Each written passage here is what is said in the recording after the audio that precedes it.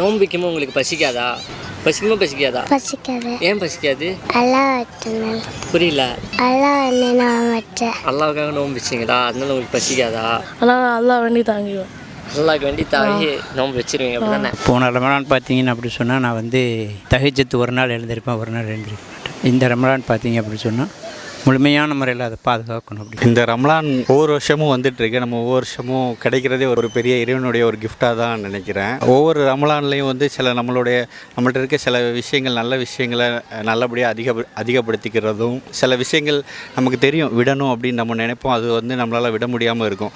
அந்த மாதிரி விஷயங்களை வந்து விடுறதுக்கு ஒரு வாய்ப்பாக நான் நினைக்கிறேன். ரமலான் மாதங்கிறது வந்து வீண் ஆடம்பரங்களும் உண்ணுவது உறங்குவது மட்டுமல்ல. இப்போ நிறைய நம்ம பார்த்தோம்னா 5 நேரம் தொழுகை நம்ம தொழணும், நோன்பு இருக்கணும். ஆனால் நிறைய நம்முடைய இஸ்லாமிய சமுதாய சகோதர சகோதரிகளுமே நிறைய பேர் வந்து ஜவுளி கடைகள்லேயும் நகை கடைகள்லேயும் நம்ம நிரம்பி வழிகிறத பார்க்குறோம். அந்த நேரத்தை கூட நம்ம வந்து நல்லா பயன்படுத்திக்கிடணும். ரமலான் மாதத்தில் குர்ஆன் இறங்கப்பட்டுச்சு. அது ஹிரா என்னும் மலை குகையில் இறங்கினது.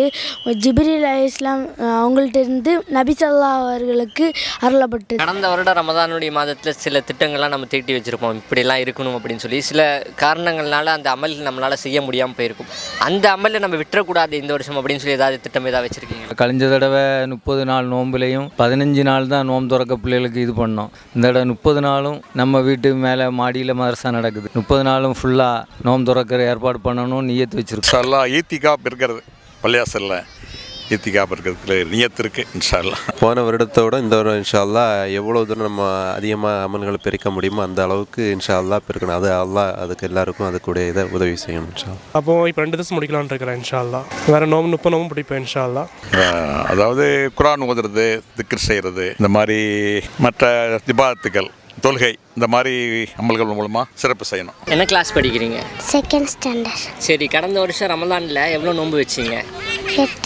8 நோன்பு வச்சிங்களா? நோன்பு வைக்கும்போது உங்களுக்கு பசிக்காதா? பசிக்குமா பசிக்காதா? பசிக்காது. ஏன் பசிக்காது? அல்லாஹ் வச்சனால. புரியல. அல்லாஹ் வந்து நான் வச்சேன். அல்லாவுக்காக நோன்பு வச்சிங்களா? அதனால உங்களுக்கு பசிக்காதா? சரி, வேறு என்னென்ன அமல்லாம் செய்வீங்க ரமதானுடைய மாதத்தில்? தொழுவேன், நோன்பு பிடிப்பேன். சரி, 7th ஸ்டாண்டர்ட் படிச்சுட்டு எல்லா நோன்பு வைக்கும்போது உங்களுக்கு கஷ்டமா இல்லையா? இல்லை, சில சமயம் கஷ்டமாக இருக்கும்.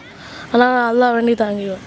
அல்லாஹ்க்கு வேண்டி தாங்கி நோன்பு வச்சிருவீங்க அப்படி தானே? ரமலான் மாதம் என்பது புனிதமான ஒரு மாதம். இந்த ரமலானுடைய நாளில் நம்ம 5 நேரம் தொழுகை தொழுது குர்ஆனை முழுமையாக ஓதி ஏழை எளியவருக்கு வாரி வழங்கி அந்த மாதத்தை நாம் சீரும் சிறப்புமாக கழிக்க எல்லாம் வல்ல அல்லாஹ் உதவி செய்ய வேண்டும். கண்டினியூஸாக பண்ணிகிட்டே இருக்கணும். அது அன்னைக்கு பண்ண எல்லாமே குர்ஆன் ஓததாக இருந்தாலும் சரி தான், தொழுகையாக இருந்தாலும் சரி தான், இன்ன பிற வணக்கங்களாக இருந்தாலும் சரி தான், அதில் வந்து கண்டினியூஸாக வந்து மற்ற 11 மாதங்களையும் பண்ணணும். அதுக்குடைய இதை வந்து மக்களுக்கு கொஞ்சம் பயிற்சியாக இது பண்ணி வரும்.